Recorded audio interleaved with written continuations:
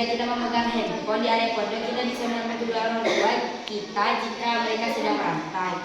Dan kita bisa mengerjakan tugas, mengupload tugas dengan puas. Saya di sini sebagai kelompok kontra tidak setuju karena jika kita menggunakan handphone kita akan fokus ke handphone bukan ke dua orang tua. Saya di sini sebagai kelompok pro setuju karena handphone bisa memudahkan kita untuk mengerjakan tugas dan bisa juga memuaskan rasa rindu kepada handphone. Tidak semua anak akan tidak mempedulikan kedua orang tua, tergantung dari dirinya.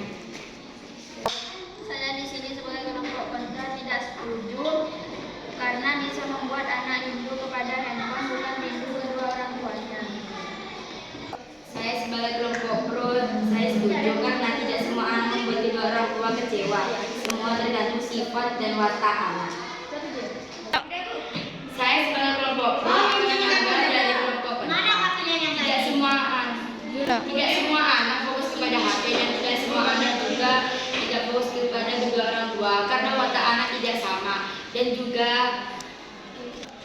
anak pasti butuh kepada handphone karena bisa menelpon kepada keluarga yang tidak ikut untuk mengirim di area pondok, dan di situ kita bisa juga mengerjakan tugas dan mengupload tugas, dan kita bisa meringankan rasa rindu kepada keluarga yang tidak mengikuti kita untuk mengirim di area pondok.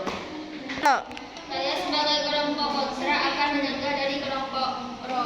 Semua memang tergantung dari anak dan pastinya kita akan fokus pada handphone bukan kedua orang tua. Dan jika watak anak